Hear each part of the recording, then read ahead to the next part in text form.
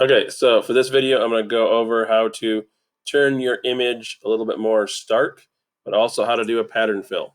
So to start with, I'm in a new project. I'm going to give it a title, and then I'm going to turn it 5 by 7. Although I want to keep it up and down because my image is up and down. And then I'm going to turn this to 150, hit create. So there are images to download. So I'm going to start by going open in place. I'm going to size the girl kind of to fill at least part of what I'm going to be doing. Okay, then first part, to make her a little more stark, I'm going to rasterize. I'm going to go into adjustments. I'm going to make sure that she is black and white. Sometimes it may look black and white, but just turn it black and white just to be safe. And then I'm going to go to adjustment exposure. Okay, the exposure will give more or less light, so it's going to lighten up or take away. So I want to give it some more light. I don't want to completely burn out parts of the face. And then offset usually goes opposite. So I'm going to pull opposite the exposure. It should start darkening up areas. If you go all the way down, it's going to get very, very dark. Right now, I don't want to push it too far down. And again, I'm kind of looking more at her face than anything else. And again, gamma correction will kind of clean up some of the pixelization. So I'm going to push that up a little bit.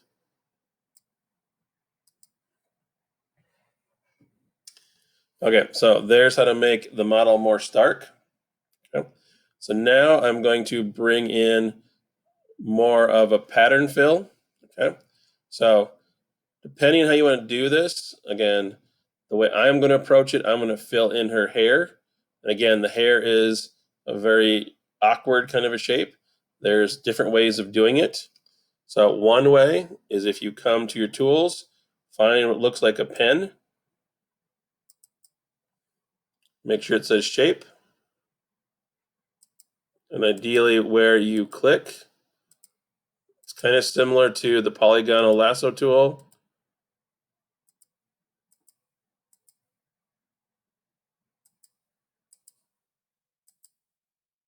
And again, I can decide if I want to round it over, keep it more squared. Yeah, if this is blocking so you can't see, all you gotta do is adjust the opacity.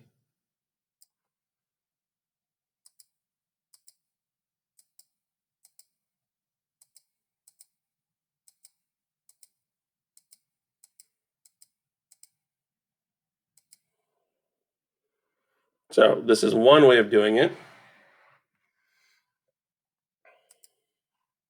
Another way, go down here, create a new layer, go to your paintbrush, make sure that you have a fairly solid hard edge brush. So one of the first three works. Just so you can kind of see the difference, I'm going to turn this color blue. And then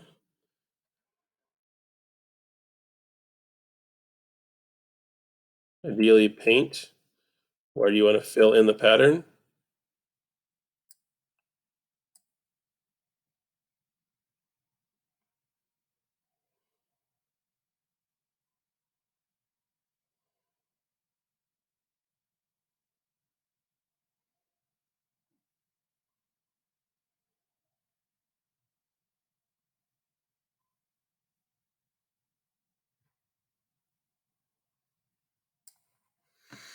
If you do have it enclosed in shape, you can go over here to the gradient tool, get the paint bucket, and then fill it in. Although you are going to have to come back with the brush and kind of clean up some of the edges.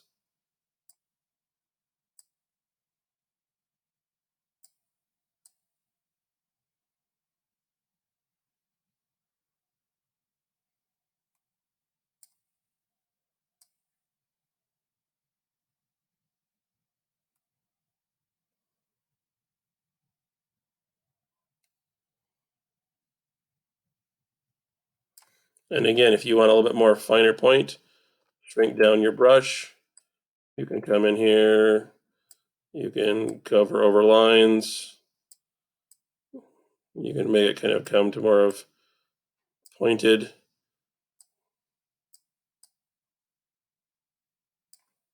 Kind of a shape. So there's another possibility. But once you have those, either way you do it, again, because I did two, I'm going to click on my top shape, and then I'm going to go to layer and then merge it down into one. Okay. Then all I do have to do is basically go File, Open in Place, select my pattern.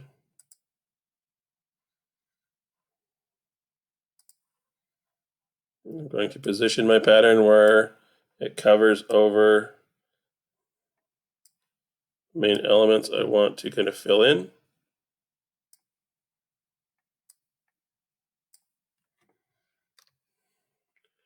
And then right click and go Clipping Mask Make, and it will fill into the areas. Although I did forget to adjust the opacity, so you have a difference in opacity. But that can easily be fixed if I just would go back and adjust it. So be careful that you bring back your opacity. So there's a pattern fill. So different ways of doing it.